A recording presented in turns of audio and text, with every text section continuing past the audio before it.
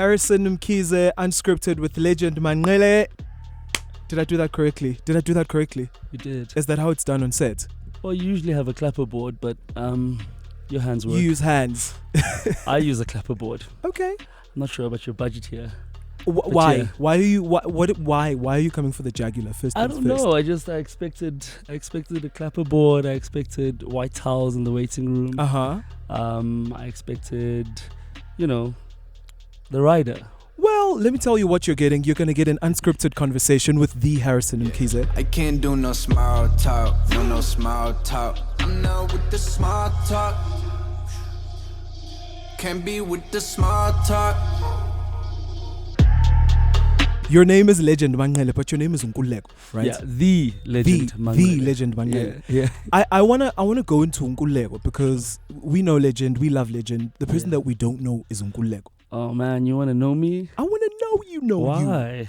Because you're human and nothing human is alien to me. Oh, okay, let's go. So who is Nkululeko? First of all, Yeah. How did you get the name Nkululeko and how are you living up to it? Well, I think, of course, we all get names from our parents. And I Got think, at the time, it was, I think the country was going into its independence or into its freedom. And I think the president at the time was de Klerk. Mm-hmm. And my mom was obsessed with how the country was sort of progressing. So she named me Nkululeko, which means freedom. Yes. In fact, my other nickname is de Klerk. Really? That's what they call me. Oh, at de home. Klerk. De Klerk. Why are you saying de Klerk? What is this? I mean, I don't De know. Klerk. You have to. Anyway, so yeah, that's how I got the name. And yeah, so I have a nickname that goes with that name, and de Klerk, as you said. Okay, Yeah. cool. How have you, when our parents give us names, especially as African people, freedom means something, right? Yeah. Do you think you've lived up to freedom? I think in my personal life, yes. Like I love peace. I love to be free. Got in it. the sense. I was listening to something yesterday by Carol Mice. In fact, I was reading a book called Sacred Contracts. Okay. And I think the name in itself was a contract between myself and those who have me here. Mm-hmm. I really love peace. I really love joy. I love things that are comfortable, and I love things that are, I guess, in a way, platforms of peace, and platforms of freedom. So I'm genuinely, like, in my personal life, a very quiet and a very simple person. Okay. But simple obviously isn't achieved in a peaceful way. You get to that, and I guess you realize in hindsight that the name, no matter what you do, will always guide you. Yes. So the reason why I've kept that name to myself and for myself is because I really do believe in that contract that I signed with my parents and those who have me here. Speaking about your parents, you grew up in a household with your grandmother and your mom. Yeah. A very matriarchal, is that a word? Yeah, A very matriarchal sort of upbringing. And your grandmother used to tell you stories. Yeah.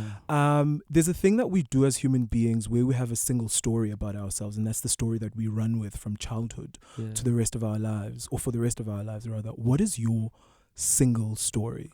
That reminds me of Chimamande. Hey, well, we are well read in this house. So I think my story is forever changing. You know, I was talking to a friend the other day, and I think every 7 years I find myself evolving. Mm-hmm. I find myself changing it up a bit. Okay. But genuinely, I just want to, do the best I can. I want to it up all the time, and I want to make sure that every single time I do something, there's a distinct signature. Got it. And so the single story about legend Nkululeko Manqele is that he's always really trying to push the boundary. Got it. And sometimes he gets into trouble, but he understands that in making sure that boundary is pushed, setting the bar or whatever, he, at the center of it all, there's an integrity. Got it. Never to destroy, never to harm, but just to inspire and to necessarily move to the next level. Mm-hmm. That's who I am.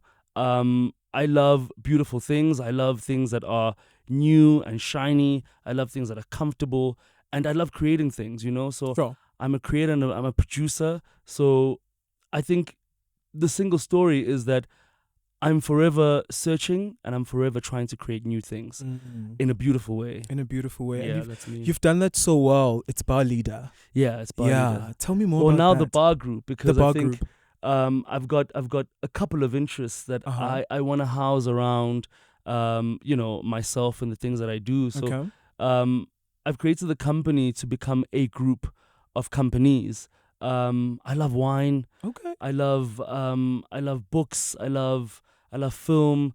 I love TV, and we grew up not knowing that these things could exist True. under one roof. Uh-huh. So I'm always searching to house my things for myself. So essentially, from bar leader to the bar group, just because of the many interests that I have. I love traveling. Or I love a specific place. And I always draw from that place and I try bring home. So Yes. I needed to create a larger home in order for all these things to exist under one roof and for them to service each other, really. Yeah. There's watching some of the work that the bar group has done. Your work has I have a word. It's global. Yeah. It's locally based, but it has a global effect. Where does that come from? How do you do that? I was so frustrated when I used to watch TV. I was very frustrated because I knew that in my neighborhood, my community, we were creating things that were of that standard. And it was never reflected on TV. It was never really there, And it's even now, sometimes I go, where is the stuff? So I think because I have that question and I have that frustration, I can't look for it in someone else. I have to create it myself. I think I'm capable of doing things like that. And I thank you for noticing that. But to be very honest, I also think that there's more to be done. And there's more that can be done. It's just getting a community of people to collaborate in the right way, with the right leaders and with the right platforms to get us there. I think we're capable as a country, as a people. I think we're excellent and overqualified. Okay. I mean, I was listening to one of your camera guys now. He's mixing, he's editing, he's pushing the trailer. Come on, bro. And globally, and some of the territories that I've worked in, you just do one job. And here, what I found, and in my own career, I know so many disciplines within the job that I do. Got it. That I think that we're overqualified for our jobs. But it's because we need to survive. It's because we need to, the budgets aren't the same. Sure. But I think there's an upside to that. We're really skilled individuals. I've been in America where I've been in an edit room. I've been in a scripting room. I've been a producer in a boardroom, all in the same week. Okay. And I'm able to hold up and I'm able to conduct myself in a way that, it's awkward because, peers on that level in those territories go, how come? How can you do all of it at once? It's because we need to survive here. Yeah. We need to do what it takes to get to the bottom line. Whereas in our counterparts globally, they just do one job, which is why they're so good at it, though. So is it a thing of they have one job to do and they do it so well? Sometimes we lack because we're trying to do a whole lot of things at once? Well, yeah. And I think with that, we've achieved so much, though, that it becomes such an anomaly. Like, how? You look at some of the guys who are doing multiple jobs in multiple disciplines, and they're still on par with the world. Yes. And our peers abroad. I think time is never really our friend, and I think budgets are never really our friend. But technology, skill set, we're there, man. Sure. We're good. We're that good. We're epic. Actually. Do you think do you think that's where the industry is moving? I know that most of the times you are behind the camera, right? Yeah. So now in the industry, especially to creatives and to people that are in the front, do you think that you can't afford to just be a model. You can't afford to just be a presenter. You need to diversify your portfolio. Is that where the industry is going? Yeah, I think it's always wanted to be that way. Okay. I think that we've always judged ourselves for wanting to be everything and anything that we want to be. Yes. I think that the industry and those who don't participate but criticize have put us in a box to say, actually, a producer can't be doing an interview like this. You know what I mean? A model can't actually act. But why? If they can, they should. Sure. Specifically in an industry like ours, we're so talented, bro. Right. Across the board. And I think the bazotini mentality. What are they going to say? What are they going to say? Fav FM. Fav FM. Sorry. Yes. I think we've got that syndrome where, we take people's opinions and we form them as truths for our journeys. And I think breaking that barrier is a challenge, but it's a must. Look at you. I am. Yeah, you're a singer. Thank you. You're a presenter. Thank you. You are a dancer. No? Okay. An actor? Maybe? A voice artist? Could be a voice artist. Yeah, you could. I think you're a personality as well. I am. I think that's what we try to do. The people in front of the camera. What we're doing now is that we're being personalities. We have quite a number of offerings. It's a thing of, what do you need me to do? Yeah. I'm gonna upscale myself and I'm gonna do just that in a way that I can only do it. For as long as you respect the craft. Yes. And you train yourself to respect that discipline that you're sort of engaging, I think that the sky's the limit. Sure. If you want to be an actor and you were a presenter, take some classes. Can you understand what this means? Right. And I think acting is one of the most, respected disciplines in the world. Sure. Because it is a discipline that needs you to forgo all the other stuff. Is that something that you're passionate about, acting? I love acting, man. I love acting. Like, I wish I could here in this country, but I'm just a bit too caught up in the surviving part. And I cannot do any cues at any casting agency at this very point in my career. I'll take a call. Okay. Yeah, but I won't. You're not going to stand in a line and audition. Why? Is it because you're the legend? I'm the legend. So you're not standing in lines? No, I'm not standing in line. Come on, man. Like, I'm not doing that right now. Okay. And I hope I never. I know a lot of casting directors that if ever I was interested in a role, or if ever I was interested in doing something. Wait, haven't we seen you on our screens before? I was early on in my life. Okay. I did a young stint on YoTV. I did a young stint on an SABC1 drama. It was called Intiga. Okay.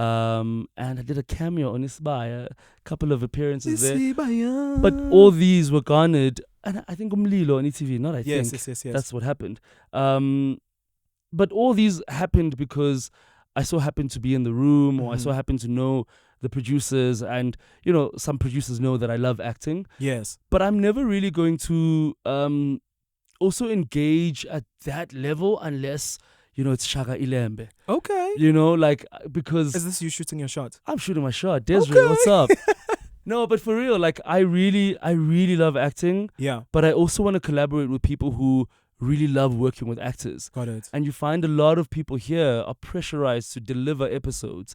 And my experience on set has not been amazing. Okay. Not bashing anyone. I think acting demands for everybody to pay attention. Got it. And the detail sometimes gets lost. And so I fear acting, but I respect it, and I genuinely want to move into that direction one day. Got it.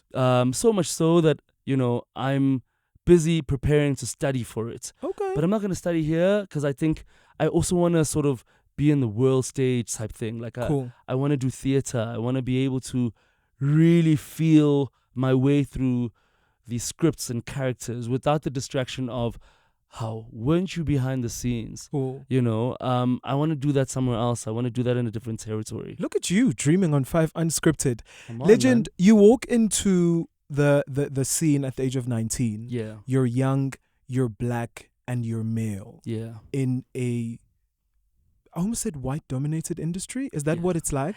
Well, Wh- it's. I wouldn't say it was white dominated, but what it was we were moving from, and I think people still Mm. don't think that was happening. But at the time, I think I was 18, 19, moving into the industry. Yes, there were a lot of black producers, a lot of people like us who were in spaces like this. But what we were moving from was these big production houses that were run by white male, people who necessarily had a mandate, and that mandate was essentially from the BBC, and I think they produced really well. Cool. And so with the invent of transformation and all that stuff, we come in. Got it.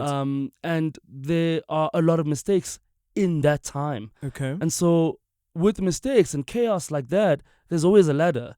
Sure. And, I came in wanting to act, but I then saw, no, man, there's an opportunity here. We're still like half BBC, half trying to find ourselves.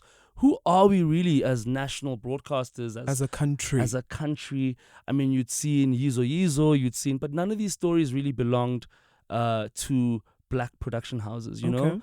I think Generations is a black production house.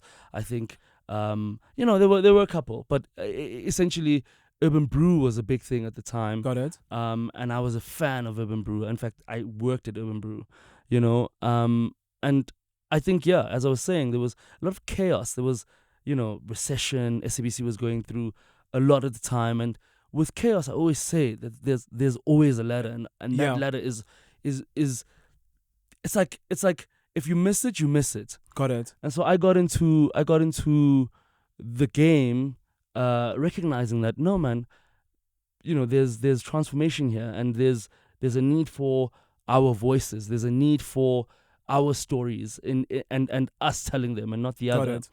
So I found myself really reignited and I think inspired by all that chaos. Got it. And so I got into the game, and I decided to stay behind the scenes. Cool. Yeah. Inclusivity is a big buzzword, and representation is a big buzzword in 2023. What does that look like for one legend, the producer, the businessman, and also the actor? Sure. Can I call you an actor? Yeah, I would love to be called an actor one day. One day. Look, one day. Anyway, so I think that's caused a lot of Got it. And I think I'm a fan of excellence, bro. I'm actually quite archaic, so I don't have these buzzwords. I got spanked in school. Like I was, it was corporal punishment. Abused. It wasn't, apparently, we can Allegedly. call cops now. Yeah. So essentially, I love the intention behind it, but what's happened is that a lot of mediocre behavior has sort of settled in our industry, and we're mediocre, man. Like I think there's a lot of excellence that's come through from this transformative time, but we've also seen cracks in that, and that's bound to happen, and I hope we correct that. Not everybody should be telling their stories, but we should be assisting those who can, and I think, I've gone into trouble because I tweet that, I speak that, I don't like what's happened. We are at a mediocre level, and we could be doing more. The people who run broadcasters, the people who are at the helm of these platforms that we wish to produce for, have literally no clue as to how we see the world, and as to how we need to be creating. And I say this, and I know this is probably going to get me into trouble, but I genuinely don't say it if it's going to get you into trouble. No, man, I'm a purveyor. Like I cannot tell you how much mediocre there is. It's disgusting. I think all of it should be reviewed, and I don't know by who. Those of Maybe- us, yeah, go for it. Maybe the social You're court. saving me here. Maybe the social court, Twitter and social Nah. media. What is your relationship with Twitter and social media and that type of era? So I love social media. Got I it. think I've always used social media to lobby my case or my business or my things that I want to push.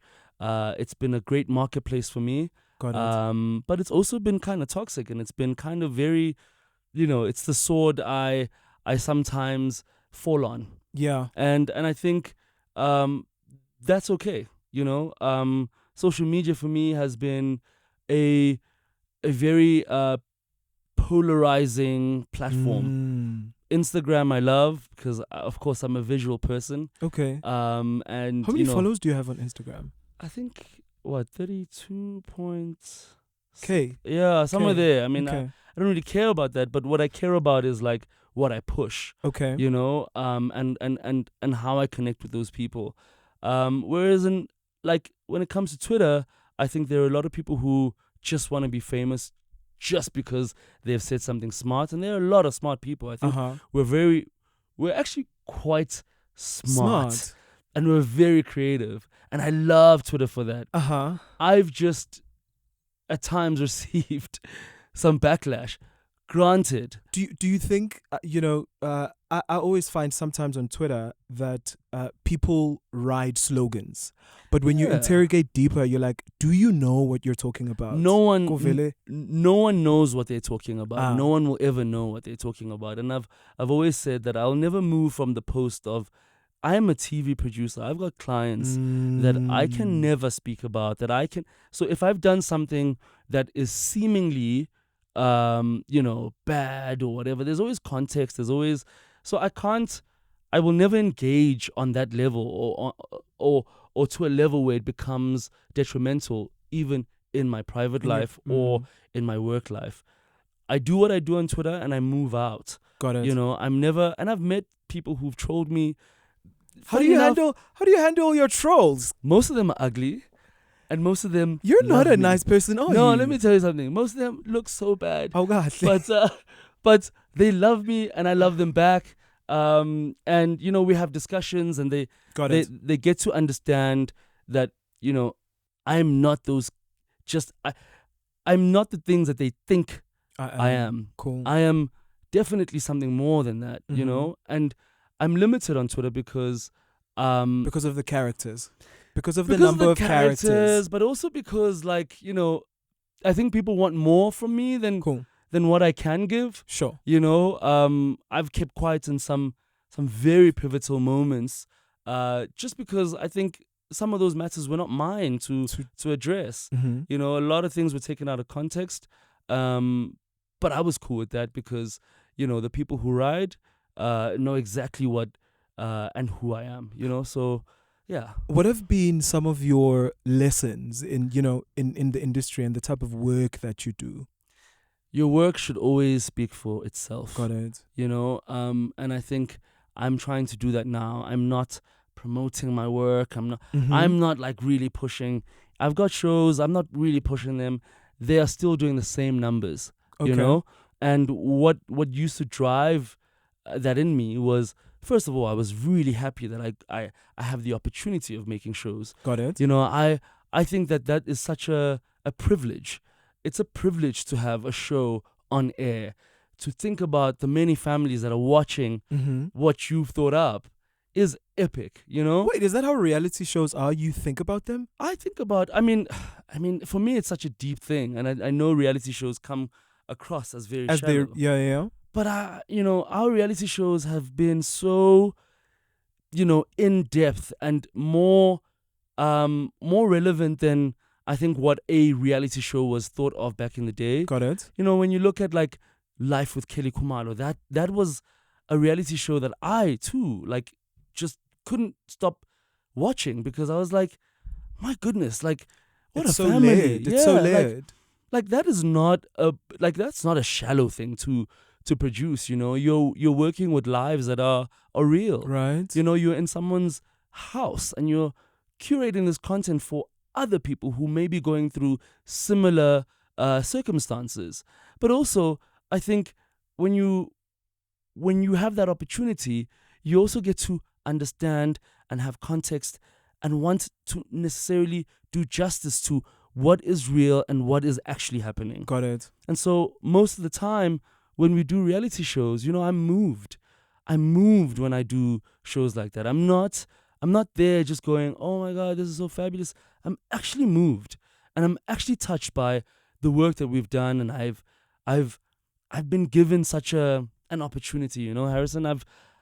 To tell the stories of the For superstars. sure, man. I'm going to put you on the spot. Sure. Out of all of the reality TV shows that you've done, which one stands out and why? In fact, lead me to a particular episode that centers around the main character. Okay, so I think it's a toss-up between Living the Dream with Mkhize and Life with Kelly. I'll explain why. Sure. So I inherited the show Living the Dream with Mkhize after season 1 had aired, and I think the channel was looking for new producers, and so I got the opportunity of doing that. We entered someone's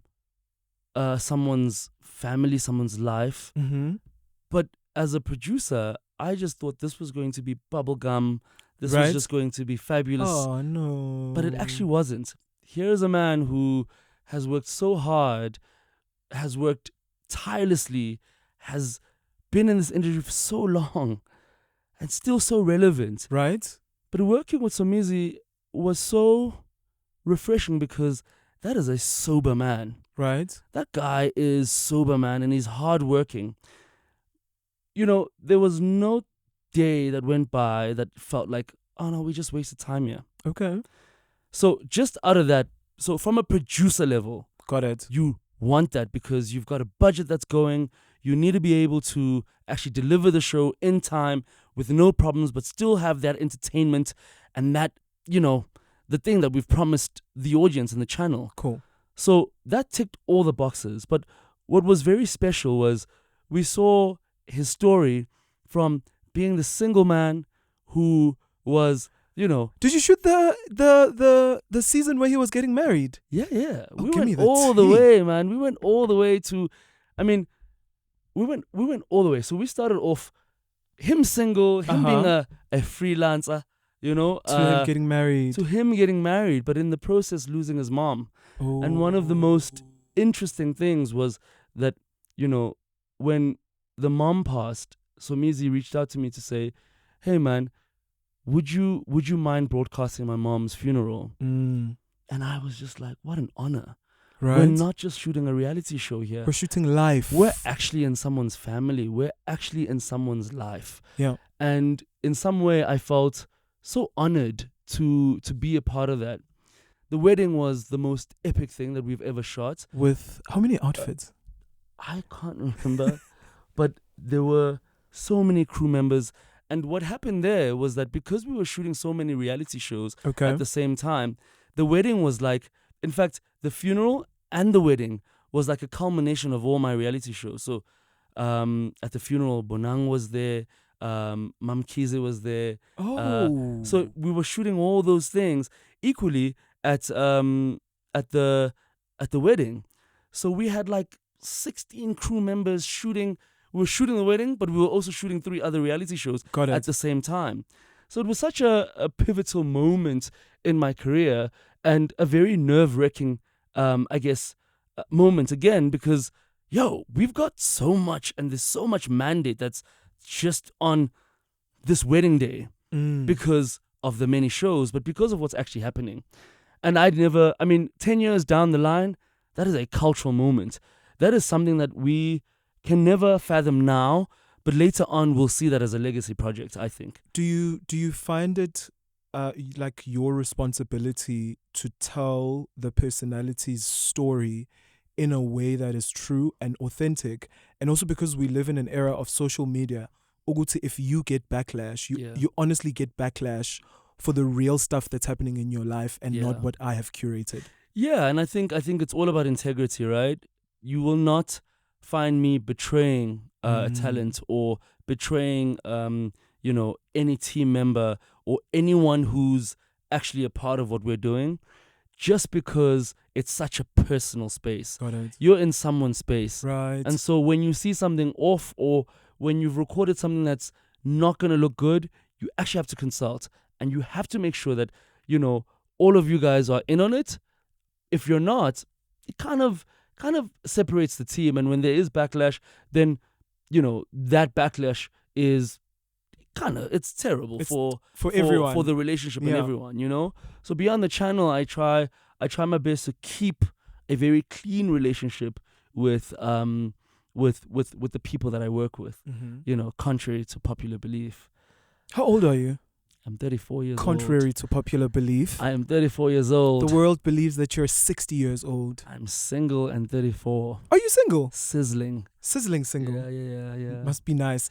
Listen, I'm gonna give you a line from a movie, and you need to tell me what movie that was, because you said you volunteered information. You said you used to chill with your family and you used to watch movies. I did. Akir, let's hope here's it's this not line. like Number one. Rabubi. I'm the king of the world. Is that I'm the king of the world? I'm the king of the world. The king of the world. Yes. You need to say it like the character. That's your job. No, that's Rocky. No, they're in the ocean, on the ocean. They're on a ship. It is. Okay. Got it. Next up is Frankly My Dear, I Don't Give a Damn. No, but you need to say it in I can't. I'm not the actor. Me another you clue. are. I mean, that is such a Frankly My Dear. That's The Devil Wears Prada. No. Gone with the Wind. Okay, Gone with the Wind. If you don't know this one, I am officially cancelling you. Just keep swimming. Say that again. Just keep swimming. No. Finding Nemo. I was gonna say that, but you didn't say it like. How do they it's say a character. it? I'm not an actor. Finding Nemo. What a good movie, actually. Right? Yeah, very good. What is the best movie that you've ever watched? Yo, it's a really tough question, because there was a time where I was really in love with like art films. So when you look at Angelina Jolie's Changeling, oh, beautiful, that was insane. If you look at Revolutionary Road, with Kate and Leonardo DiCaprio. But also, I also loved The Underground Railroad. Oh, and that was not a movie. That was a series. Aunt Gilda. That was what? I mean, what a moment, Mo. What a moment. What a powerful moment. In fact, what a beautiful lady. Yeah, like I still think there's an episode. I think it's about 15 minutes long, and it's like, in music you have a music break, and it's just silence.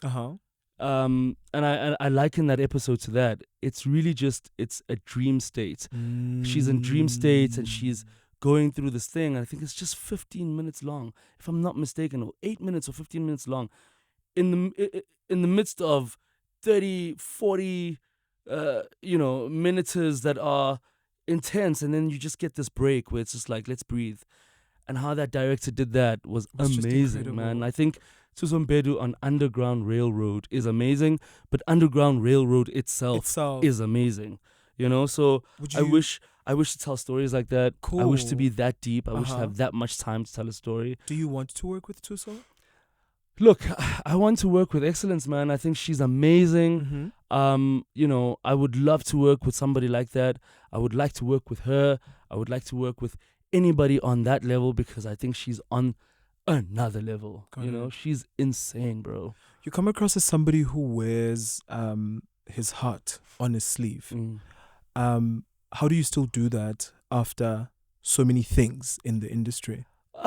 Because I don't really, I have a very different experience to the work I do, to the feedback, to the environment, than those who experience me or experience what I'm going through.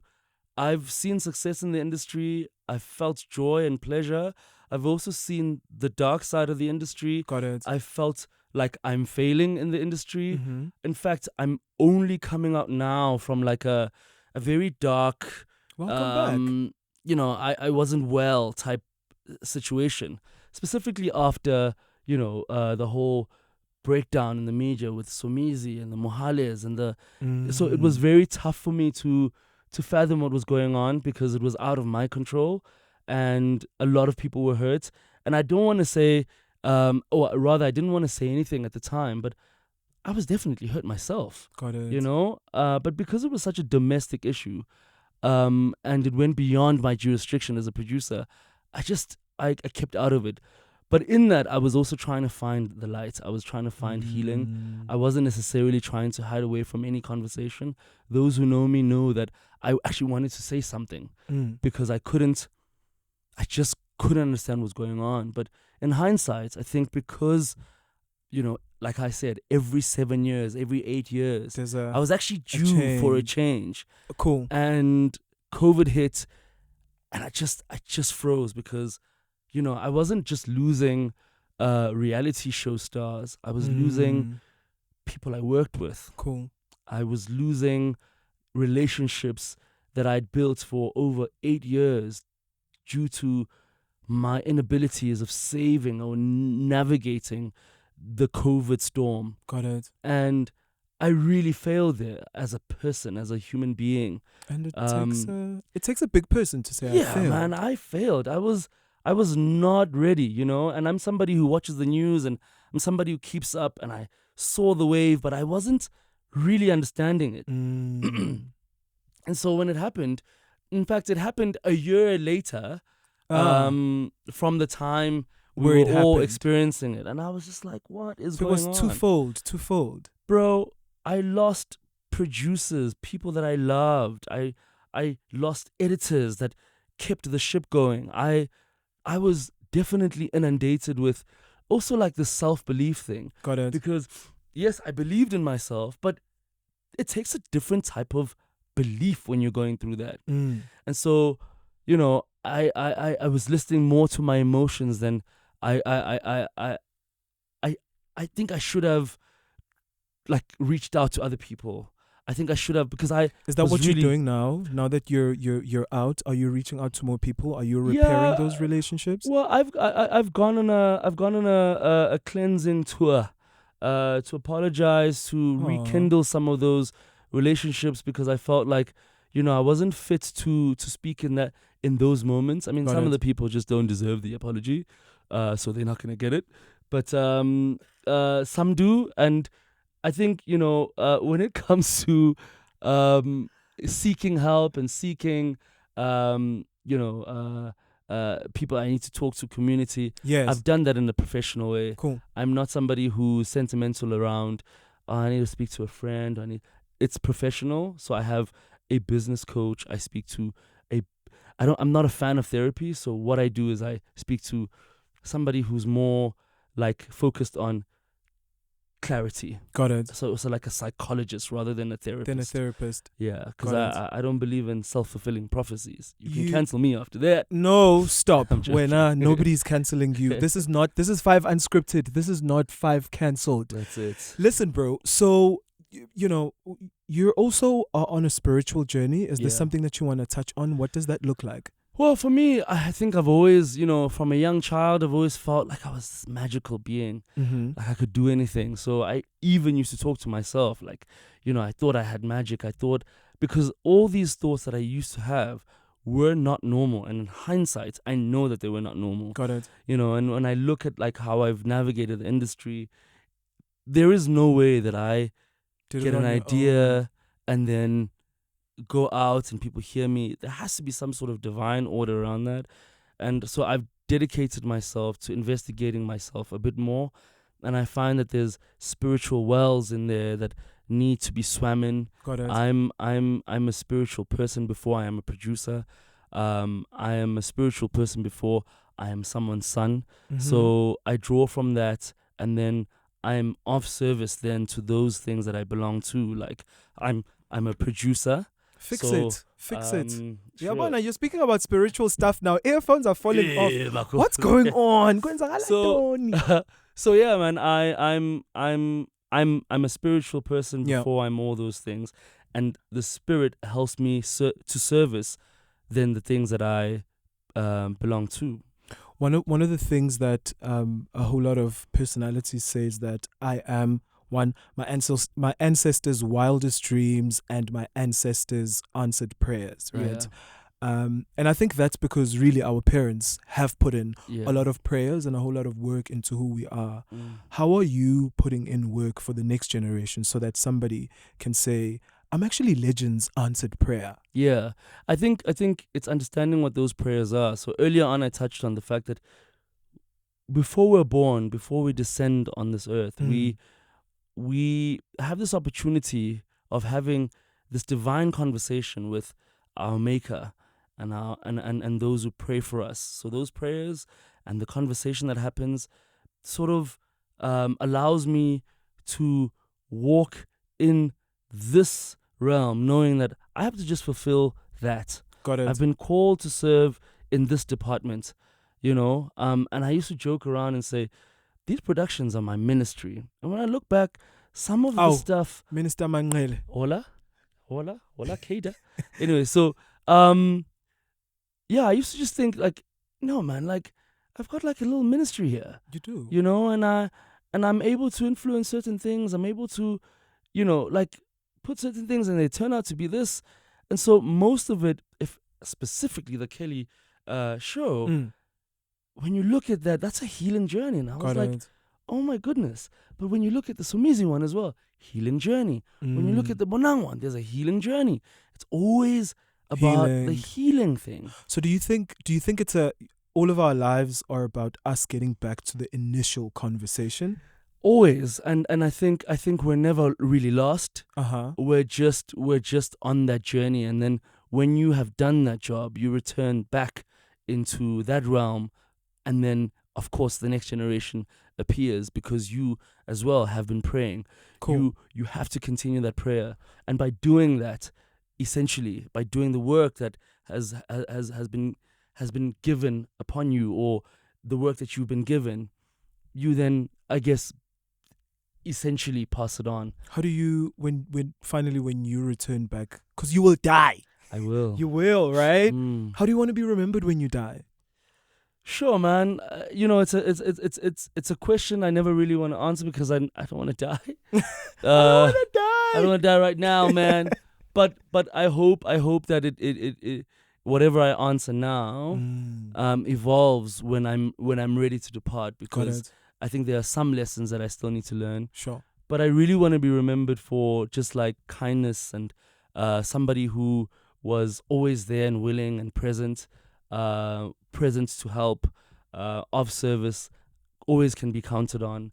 And somebody who really f***ed up, like who really made sure that there was some sort of progress that was made just because I existed within this time. And so, I could say I want to be remembered for the way I dress sometimes, or the way I speak. Do you think you dress well? When I put it on, I put it on. Are these pictures on Instagram where you're dressed well? Sometimes, but some pictures you'll never see. Have you guys seen those pictures where he's dressed well? Yeah. Anyway, so I was expecting an answer, but I don't know. No, we'll get it. Drop a comment below and let us know. Have you seen this man dressing well on Instagram? Sometimes. But sometimes not. Yeah. I'm kidding, dude. I think you're doing your best in terms of how you look. Thank you. Yeah. You well are done. too. Me? Yeah. I see you. Just the combos. Just a humble pie. I see you with the color collections. Thank you. Yeah. Stop paying so much attention. Now listen, I want us to wrap it up. To 5FM, we speak to the youth of South Africa. And I don't know if you know or not, but we are officially South Africa's coolest youth radio station. Yeah. Yes, we are. Yes, completely are. Because I'm here, because you're here, because everybody's in the here. Building. What message do you have to young people in the industry? Maybe not the industry, to the young people of South Africa. I maybe this is not to just the youth, but if you're somebody in South Africa who has a dream and who wants to achieve certain things, you better get about the business of doing it. Because time is going, bro. You only live once, as we know. And so I don't want you filled with all these dreams and not trying to get them out of your hard drive. Get them out of your hard drive. Got it. Do something about it, because that's a divine deposit. You never just get ideas just because.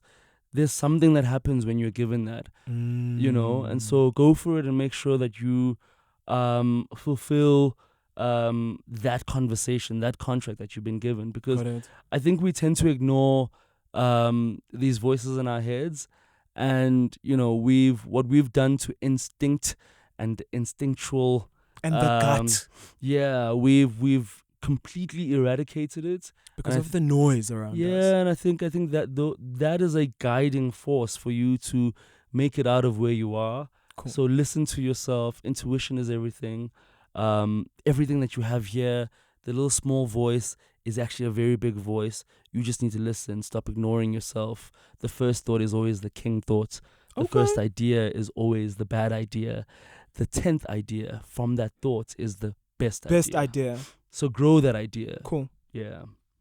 That's me. Do you want to sing for me? There's a song that you once sang for me. Let's reveal. Come, sing for me. What song? You know, man. What song is this? You sang that song. What? It was that spiritual song you sang. Come, please.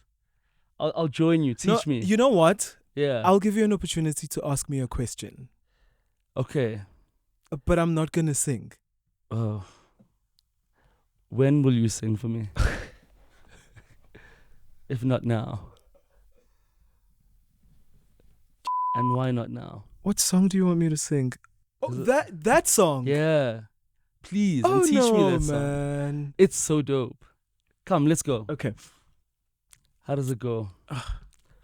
It goes, Angihambi ngedwa, ngihamba nephupho lami, ngihamba nesipho sami, angihambi ngedwa. I'm done. Can we sing it together?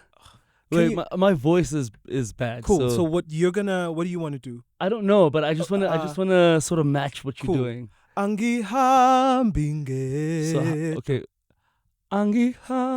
Yes. Angihambi ngedwa. Okay. Ngihamba nephupho lami. Ngihamba nesipho sami. Okay, let's do it one more time. Angihambi ngedwa. Start again. Okay. Angihambi ngedwa. I've got it wrong. Ngihamba nephupho lami. Sipho. Hamba nesipho sami. Wait, let's start it again. Angihambi ngedwa. Wait for me. Yes. Oh no, how do you do it? You got such a good voice, bro. Really? Okay, one more time. This is the last time. 3, if you don't get it, forget about it. I just need to... It's either you have it or you don't. And sir, I think you ain't got it. Yeah, I don't have it like you do. Come. Angihambi ngedwa, ngihamba nephupho lami, ngihamba nesipho sami, angihambi ngedwa. Yo. I'm actually going to stop. It's such a good song. Listen to unreleased music. It's such a good song. Really? You're so dope, man. Really? Yeah. Thanks, man. You know, and maybe this is just one last comment. People like yourself are a rare occurrence. Like, you can sing, you can hold yourself behind the mic, you can present. That is rare. And there are a few people that are given that gift. And so if you're sitting out there and you think you can't do this, you can't do that, we have been given such rare gifts, man. And I think we need to offer ourselves to them so that they can make it out of our, fears and whatnot and get into the crowds. I think you are a triple threat for some reason, Wherever you come from and whoever you are, we're all working together. Thank you, dude. Somehow. Thank you. Yeah? I appreciate that. No, honestly. Cool. To have the legend say that to the Harrison, it's giving the 5 Unscripted. That's it. I'm done. This is 5FM.